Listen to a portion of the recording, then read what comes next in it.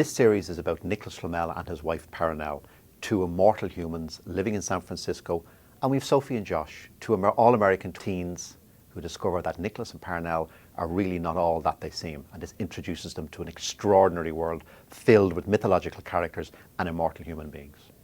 The Warlock is the fifth book of the six-book series. It really is the book of revelations. All of the secrets that I've been building up to in the past five, you'll discover a lot of answers here now in book five. You'll discover who has a black aura. You'll discover the real secret of, well, I won't tell you what you discover the real secret of. And whatever you do, do not read the last line at all. I collect and I write about folklore, and I've collected folklore all over the world. One of the interesting things about folklore as you begin to read it is you discover that a lot of the stories are very, very similar. And as I began to research further and further back in time, I began to discover that a lot of the stories came together. And I wanted to use some of those stories in a book because we sort of know the Greek and Roman and Egyptian stories, but we don't know the Chinese or the Hungarian or the Irish stories, or indeed the American stories, and there's some fabulous American stories. So that was the basis of the book. Dr. John Dee was my original hero, but the problem with Dee is that he's just a little bit too dark, and certainly towards the end of his life he becomes very, very dark. And then one day in the year 2000, I was in Paris. I was a bookseller working as a bookseller, and I was at a bookseller convention in Paris, and I skived off for the afternoon, slipped away for the afternoon, went down a side street, off a side street, and discovered the house of Nicholas Flamel, the auberge Nicholas Flamel. And first of all, he was a bookseller, and I love the idea of making a bookseller a hero.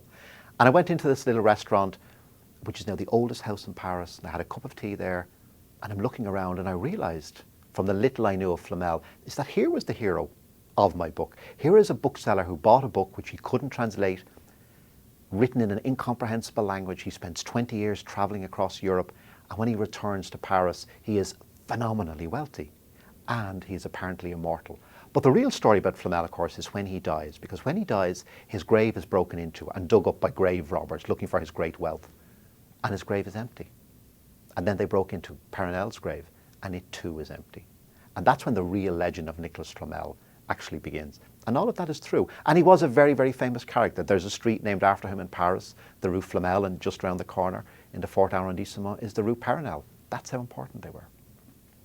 I think people respond to Flamel and the twins because every single character in the book is built out of history. So there really was a Nicholas Flamel, there really was a Perenelle, and Dr. John Dee and Machiavelli and Billy the Kid and Shakespeare.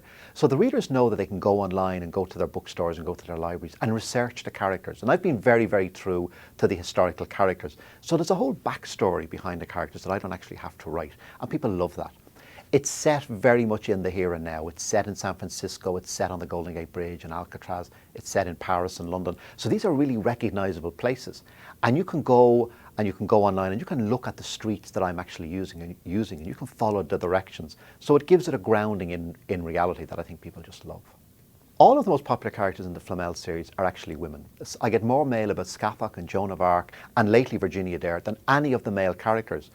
And it's interesting, as you read mythology and as you look into folklore, you discover that it really was women who were ruling the roost. We do have women warriors, we have women kings, we have women rulers. And history has sort of written them out of the stories. But in mythology, the woman warrior, the strong, powerful female character absolutely exists. And when I'm writing Flamel, of course, I have to be very careful because they do tend to dominate. You know, Perenelle is a much more stronger character than Nicholas. Scathach I have to be so careful of because she really takes over the page when she appears. And obviously we have Aoife, her sister, who also appears now. And I think I will have to do a separate Scathach story sooner or later. I'm hoping that if you read Flamel, it will inspire you to have a look at world folklore. Have a look at these amazing stories that exists all over the world.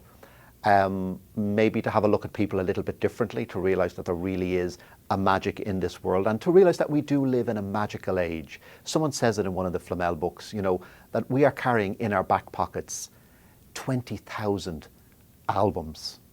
To our parents or our grandparents, that would have been magical. We can talk to people on the other side of the world and see them face to face. Again, to our grandparents or our great-grandparents, that was incomprehensible. We are living in a magical age.